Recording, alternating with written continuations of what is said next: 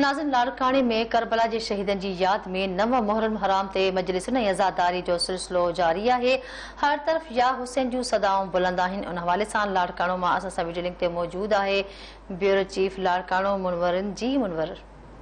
हाँ जी, करबला के शहीदन की याद में लाड़काने में जो आज़ादारी मजलिसन जो सिलसिलो जारी है। लाड़काने के जाड़ल शाह इमाम बारगाह, खिची इमाम बारगाह, जाफरी इमाम बारगाह समेत मुख्तलिफ़ जो मरकज़ी इमाम बारगाहूं उन मातमी जुलूस जो 9 ऐं 10 मुहर्रम हराम से बरामद थींदा। लाड़काने के पाकिस्तानी चौक वाले इलाके में जो शाम धारे 10 मुहर्रम हराम से उहे मरकज़ी मातमी जुलूस नहर थी वेंदा आहिनि। पोइ आज़ादारनि पारां ज़ंजीरुनि ऐं चाकुनि जो मातम करे हर तरफ़ या हुसैन जूं सदाऊं बुलंद कयूं वेंदियूं आहिनि। सिक्योरिटी के हवाले से बुधाईंदो हलां त सिक्योरिटी इंतहाई सख्त कई वही है। 3300 पुलिस जा जवान मुक़रर किया विया आहिनि। 200 रेंजर्स जा जवान ड्यूटियूं सर अंजाम ॾेई रहिया आहिनि। वॉक थ्रू गेट्स लगाई वयूं आहिनि। इमाम बारगाहनि के ॿाहिरां माण्हुनि खे तलाशी करण खां पोइ इमाम बारगाह के अंदर वो छॾियो पियो वञे।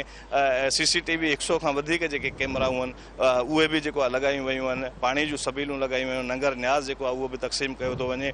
181 मजलिसूं उहे बर्पा थी रहियूं आहिनि। 179 जो मातमी जुलूस आहिनि उहे बरामद थींदा। त लाड़काने में मुख़्तलिफ़ इमाम बारगाहुनि में मजलूसूं भी उहे जारी आहिनि ऐं आज़ादारनि पारां ज़ंजीरुनि ऐं चाकुनि जो मातम करे हर तरफ़ या हुसैन जूं सदाऊं बुलंद कयूं थी वञनि ऐं करबला जे शहीदनि खे भेटा पेश करण जो सिलसिलो वो जारी है।